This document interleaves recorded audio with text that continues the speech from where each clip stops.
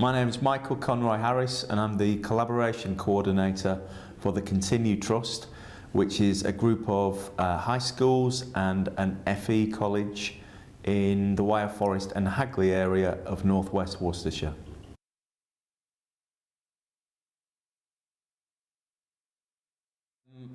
The Continu Trust has existed for about 8 years now, and it grew out of the need and the desire to cooperate between schools which shared a lot of common interest. Growing out of that recently has been a focus on citizenship and how we all really want to support our young people be the best that they can and to go far in life and to make a positive contribution.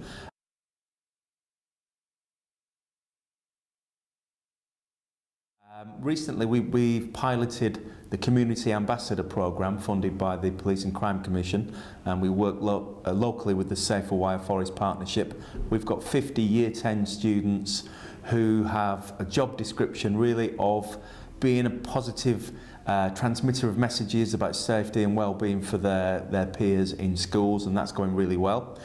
Some of them have been involved in the White Ribbon campaign in their schools, and recently, I would say in the last 3 years, that started to be really coordinated and concerted. In each school,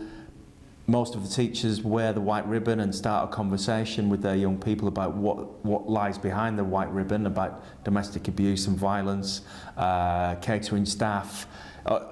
governors, visitors. The white ribbon is really present, and it's very heartening to see the way that the students react to it. They're taking leadership roles in assemblies and presentations and displays, which is what it's about.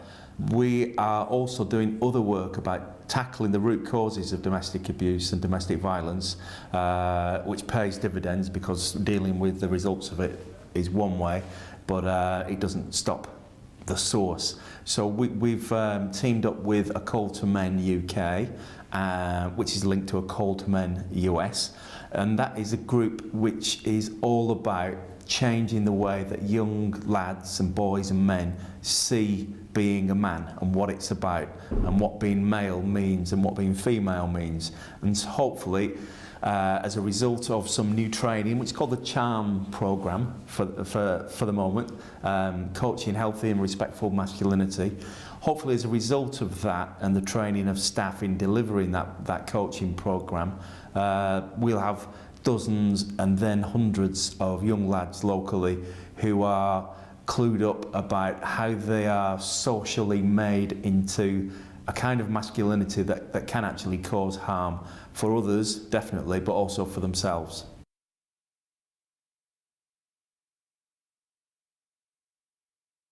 The Coaching Healthy and Respectful Masculinity programme that we're co-delivering and piloting with A Call to Men UK is, as far as we know, it's a national first, and in fact we don't know of anything globally which is similar. The nature of it is a strategic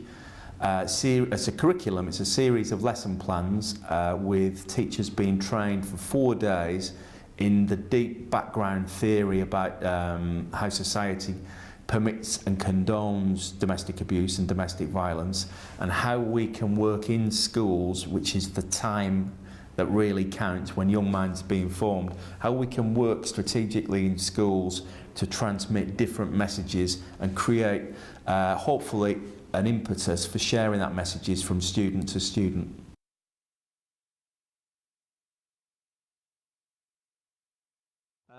Of course, everybody knows that domestic abuse and domestic violence happens everywhere, in every country, in every culture, in every social class. But we are aware that our little part of the country actually is a spike area for domestic abuse incidents, and therefore it's really a duty of the schools and for us as professionals to address that in an ambitious way. Hence the programme that we're delivering with A Call to Men UK.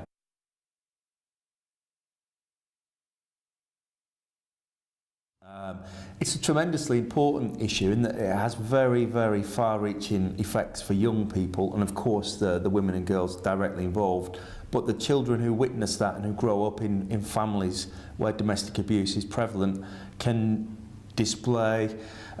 results and behaviours for many years later, and really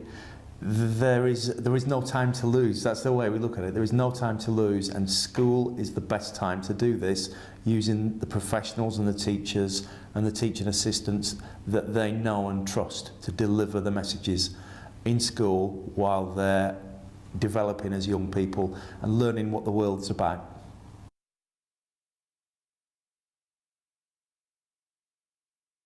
As I say, we've worked for several years now in supporting the Days of Action for the White Ribbon, and that's fantastic, and it's a very iconic image, and we recognise that, and it's known now in the community, and that's well worth doing. The difference between that and our Call to Men work is that the Call to Men offers us a structured programme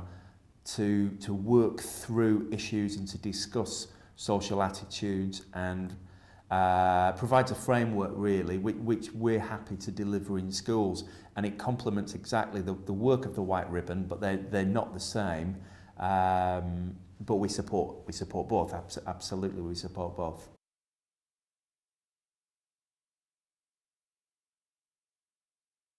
One of the things that we did, I think it was 2012, which was really nice and we'll probably repeat, is that we got students from all of our high schools to make a coloured handprint in a banner, and then we sewed the banners of the 8 schools together, and we created a lovely mural which is about,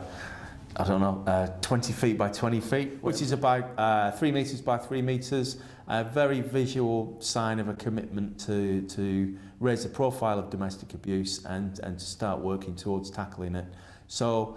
there's an awful lot we can do together, and we need to celebrate the fact that it's an opportunity to collaborate and to share ideas for the good of our shared community.